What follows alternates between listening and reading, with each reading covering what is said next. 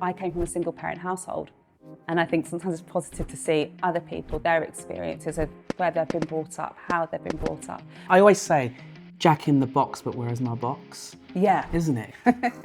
Jack in the box, but where's my box? Hi, I'm Briya Campbell, the Senior Manager of Data Enablement at Compare the Market, where we employ over 800 people across the UK and France, and this is my Duvet flip. Growing up in a single parent household, did it give you a little bit of oomph? Gave me the fight. I know I have to hold my own and also be able to look after my family. Why is mentorship so important? Mentorship is key. It's as soon as you want to feel inspired. How did you end up at Compare the Market? I was made redundant. I took it as an opportunity and they offered me a role within the Central Data Management team. And I just happened to be really good at it. What's Compare the Market like? It's a breath of fresh air. What's your duvet flip? What gets you out of bed in the morning to flip the duvet? My duvet flip is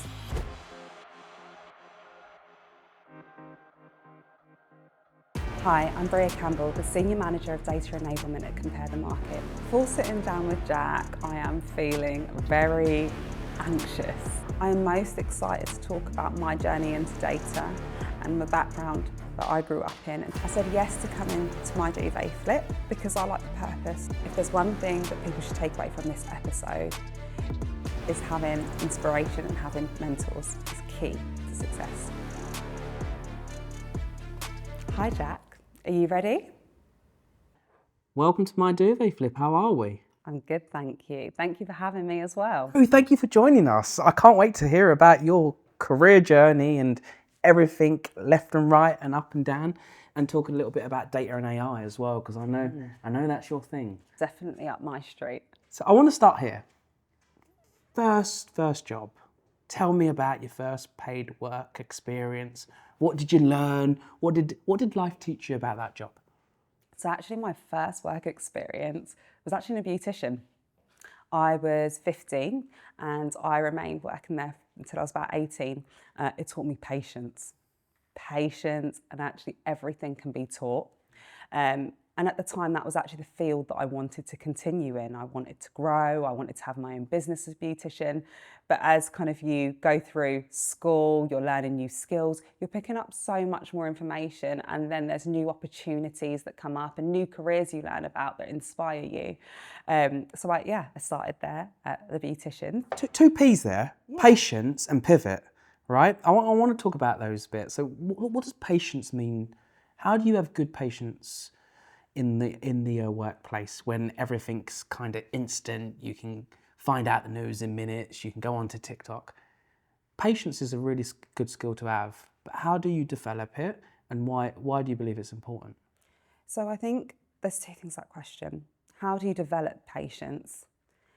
It's a learning curve, and when you're forced to almost take a step back, reflect, and then think about actually what is my response. I think that is patience. You learn to work with other people. So in a beautician, you've got lots of people coming in, different walks of life, different time, and you learn actually it's different. It's a different experience for different people, and you want to cater to them and offer a service.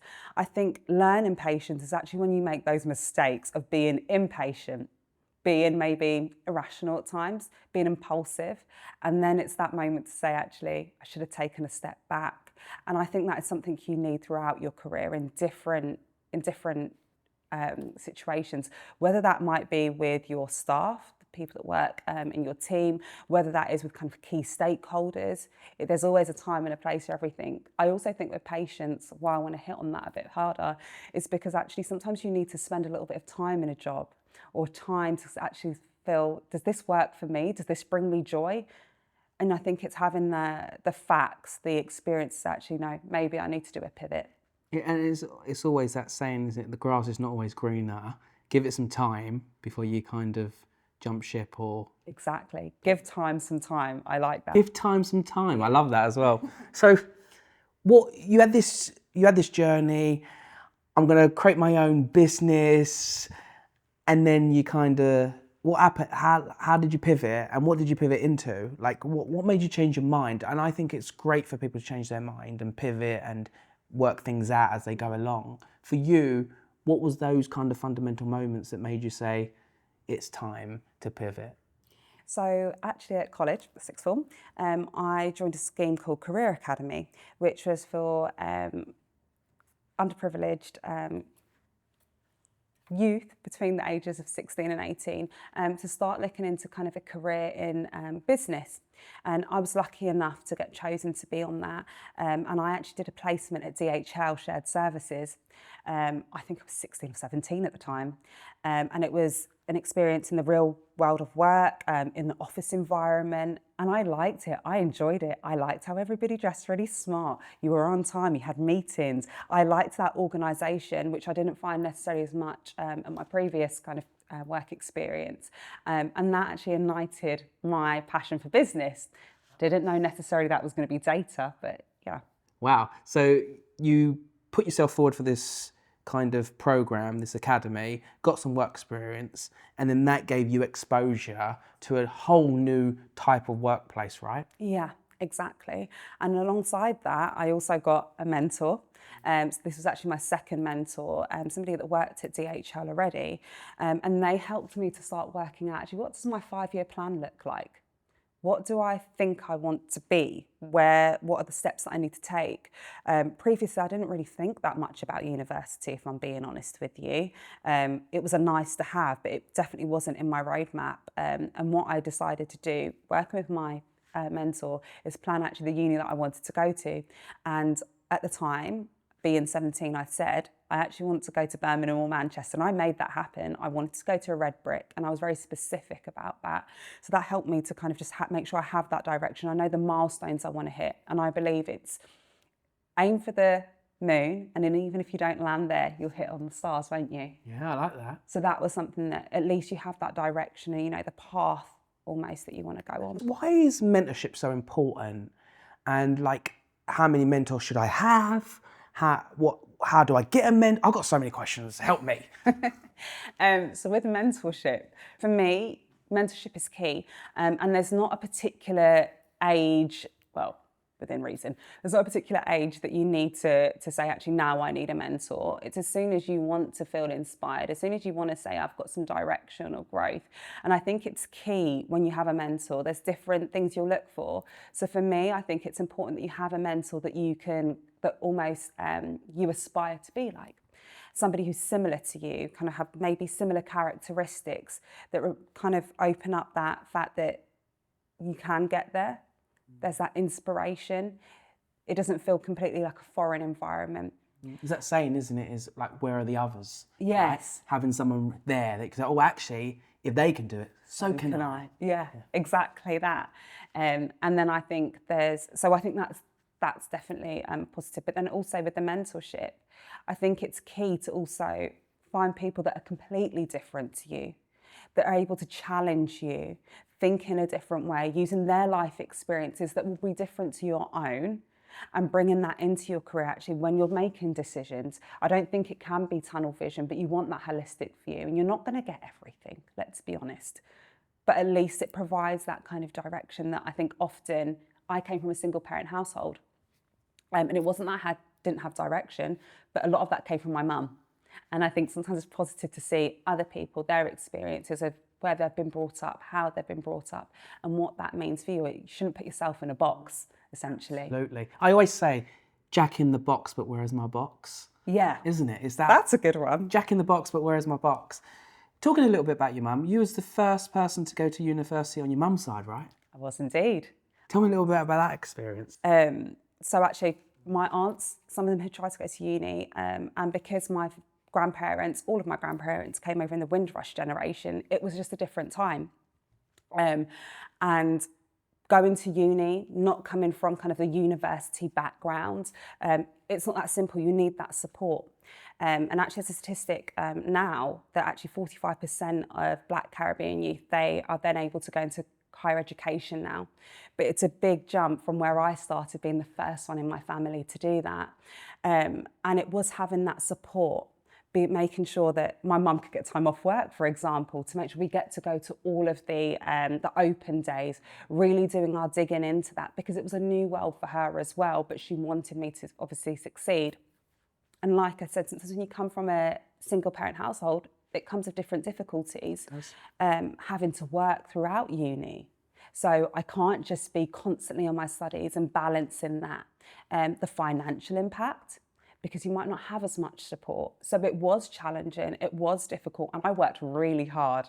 And I remember even there was one year I never even got to come down for Christmas because I had to work, and I stayed in my dorm by myself on Christmas.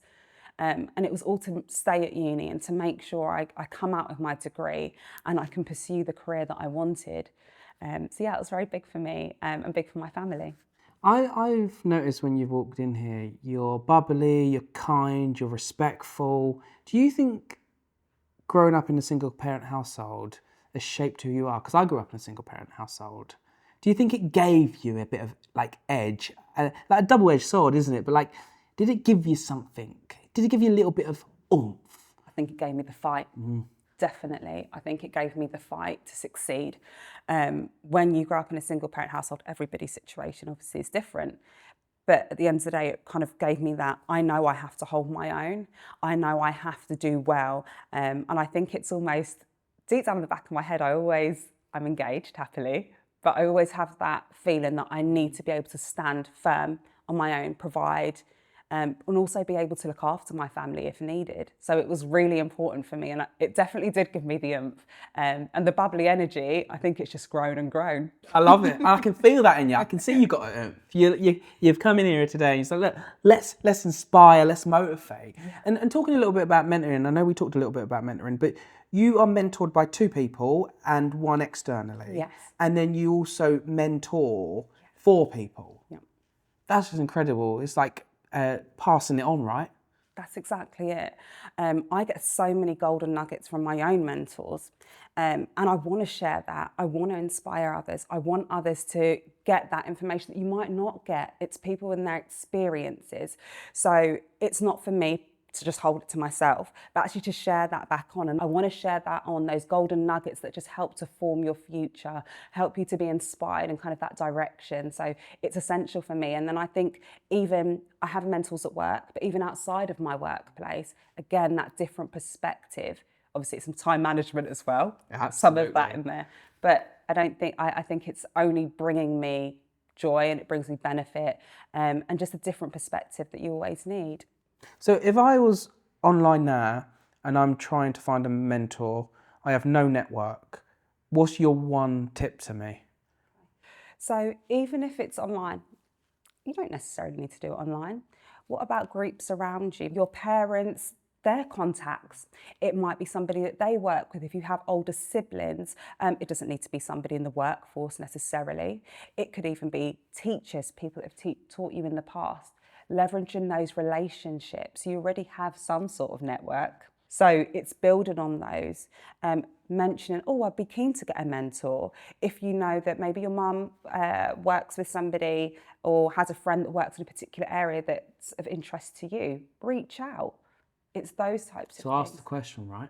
Yeah, be vocal. Be vocal. The worst thing you'll get told is no, but you bounce back. You bounce back and 10 times stronger, right? Exactly. I want to go in and talk a little bit about how you ended up at Compare the Market. Like, how did you kind of lead to get yourself to Compare the Market? And what's Compare the Market like? Like from the inside? Tell me some of the goss. So I'll start with kind of how I got into Compare the Market and how I actually got into data. When I left uni, I didn't actually have a graduate scheme.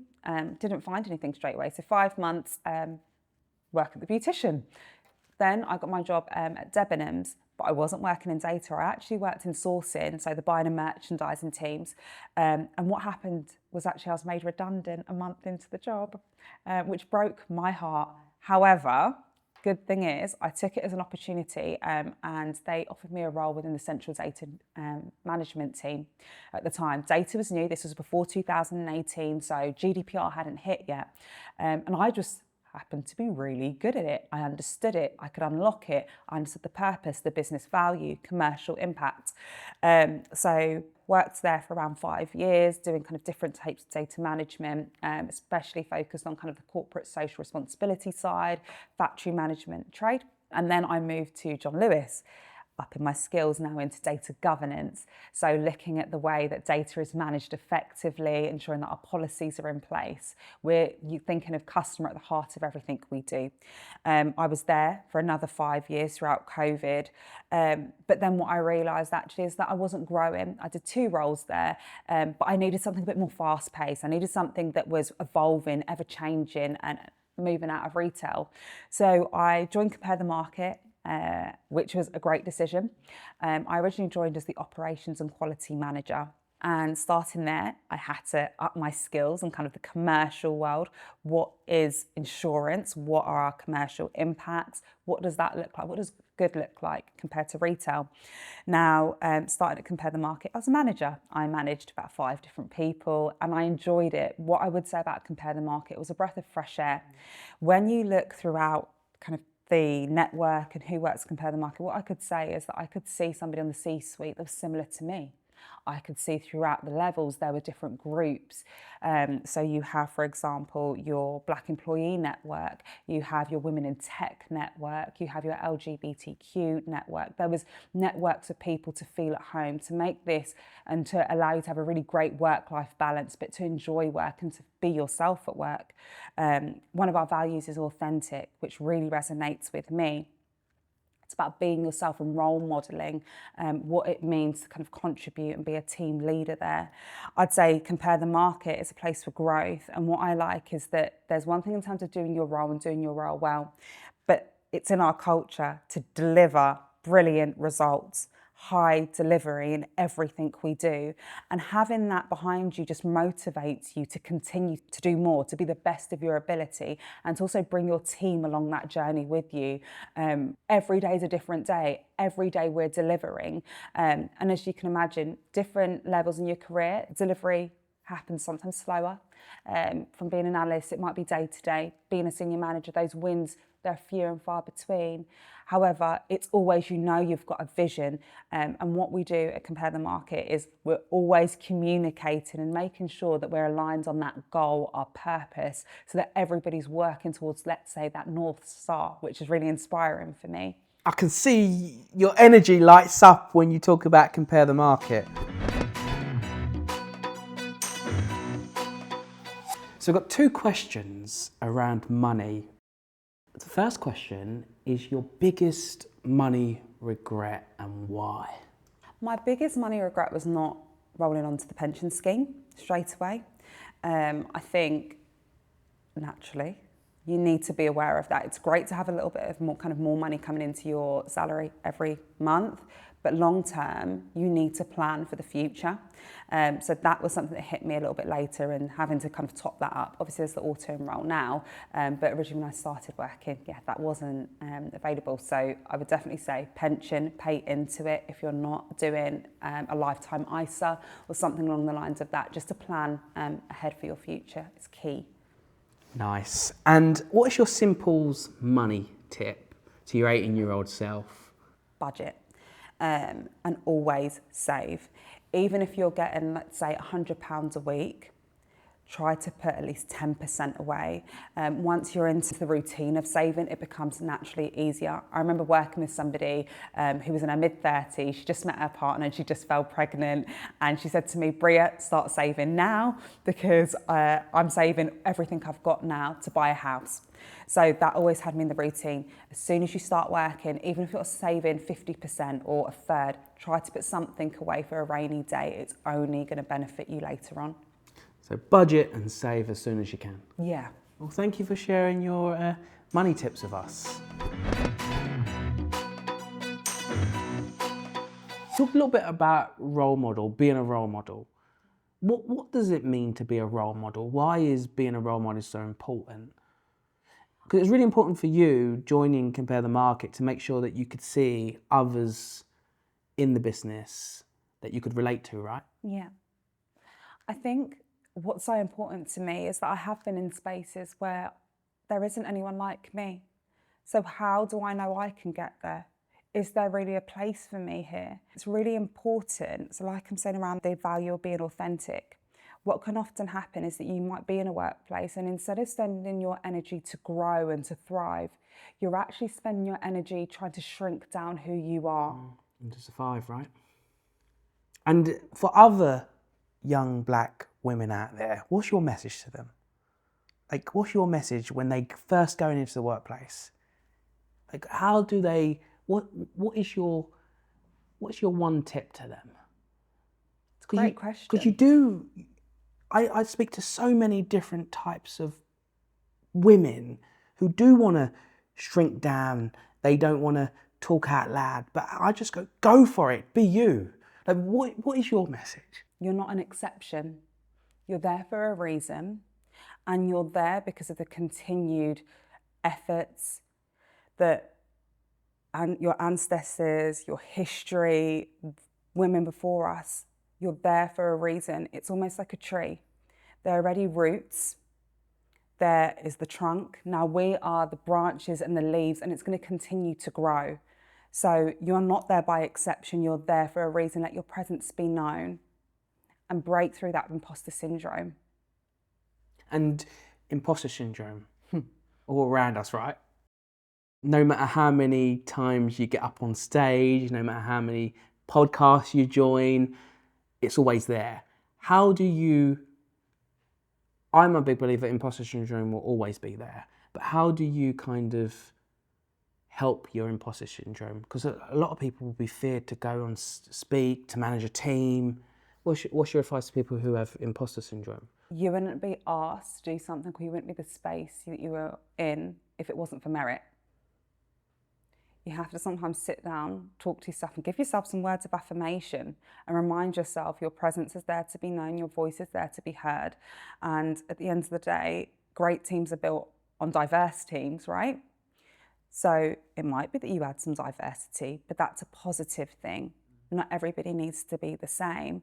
And I agree with you. I think there always is going to be that element, but you have to know when to put it in that box and contain it, because you still need to show up and show your best self. Absolutely. And data and AI. Yeah.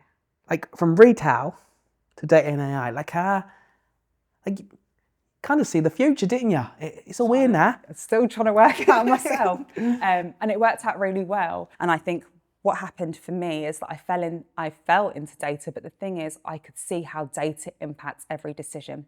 So your trading decisions, your commercial decisions, your decisions on finance, compliance, risk for the business. Data is something that can be applied to everything. You just need to understand your business. I would say it was great because also it's evolving. So that was exciting to me. Data was it was very new. We'd done data in the past, but actually what does it look like in the new world? When I originally started in data, AI wasn't a thing. So I think it's been in an environment that's ever evolving. That excites me. That brings me joy to do that research. What else can we bring to the table? Yeah, again, see your passion. Why should someone get into data and AI? Like anyone who's tuning in, they may be thinking, oh, actually, this sounds fascinating. I want to get into a career here. Mm-hmm. Why should they? Data's all about innovation. Data's almost, like I said, it's that seed, isn't it? And the potential and what you can unlock with data is ever changing, everlasting. I think data is the foundation of a lot of what we do. So specifically, if we think about data management, for example, that's the ingestion of your data. Then all of the kind of reports that you could have off of that, those data-driven decisions that you can make off of data, those big impactful changes that could change the direction of the business, the strategic direction. It's a great thing, I think, if you're trying to start your career and you want those foundations. There's some great principles around that, and data goes from data privacy, you can go into data risk, data governance, quality, you can look at things like data security. There's so many avenues that you can go into, which excites me. Like I said, it's forever changing, forever evolving. And what's one bit of advice, tip, soundbite that you've been given about the workplace that's really just stuck with you that you'd like to pass on? So like, for instance, myself, it's like go from having all the answers to all the questions in everything you do, in every room. You don't need to know it all, but you can learn it. And if you put that time in, you will deliver. I think it's key to find a company that you are a cultural fit as well as a cultural add there. I love that. I love that. Don't be afraid. Don't be afraid to take the risk or go into the unknown. If there's a role that comes up and you don't know all the answers, we never do, or else we wouldn't take the job, would we? So when you see that and it does interest you, maybe you don't tick everything off on the JD, but take that risk. That's what I would encourage a lot of people to do. I think that's great advice. And are you ready for my final question? I think so. What's your duvet flip? What gets you out of bed in the morning to flip the duvet? For me, my duvet flip is inspiring my team and building great employees. They're excited to do their job, come to work being creative, new ideas. They want to take on more, and they can see how their work, it builds into that strategic vision. So that's what does it for me. Wow. I just want to say thank you for joining us on the show, being your authentic self, and just making me smile. You've made my duvet flip today, so thank you. Thank you so much for having me.